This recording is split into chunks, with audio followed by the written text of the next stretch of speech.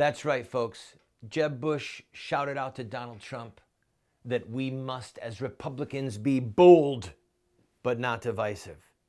And so, here are the top 10 examples of Jeb Bush being bold, but not divisive.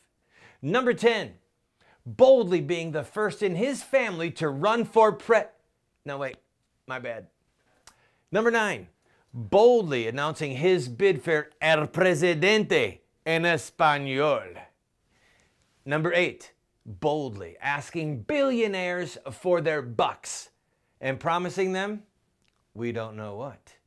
Number 7, boldly saying that the Iraq war was maybe not so good, but in retrospect, we didn't know then what we know now, and it was boldness. Number 6, boldly going against the flow that one time when that was another guy. Number 5, boldly following the lead of Subway Jared and losing some serious weight.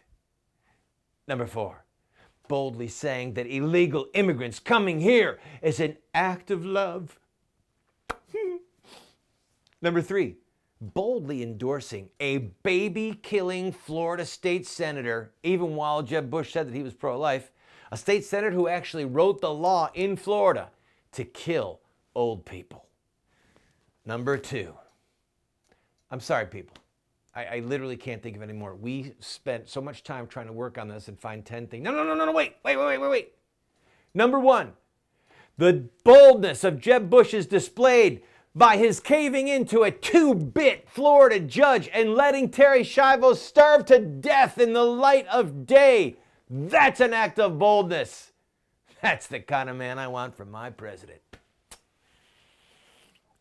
All right, having gotten that out of my system, I want to just say, when America is being overrun at our southern border, we do need someone bold to lead us.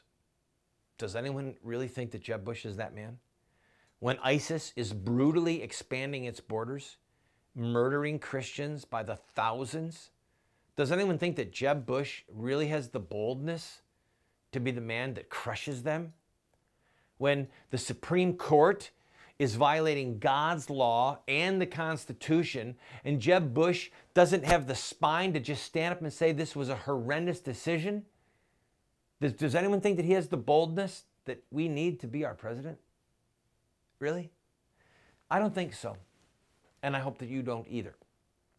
But what I would like to do for just a moment is examine the folly of his statement.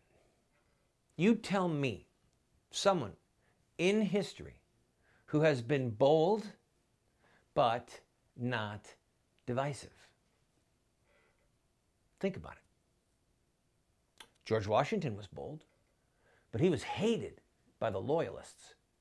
There were people in Boston who stayed in Boston because they wanted to be in Boston to be with the British soldiers. They hated what Washington was doing. Washington was bold, but he was very divisive. How about Thomas Jefferson? Jefferson was bold. He wrote the Declaration of Independence. His house it was ransacked. His $50,000 wine collection was destroyed by British soldiers. He was incredibly divisive, as well as being bold. Patrick Henry, the voice of the American Revolution, give me liberty or give me death. That speech was incredibly bold and incredibly divisive. These are part of the very fiber of our portrait, our tapestry of American heroes. Bold and divisive. Abraham Lincoln, bold.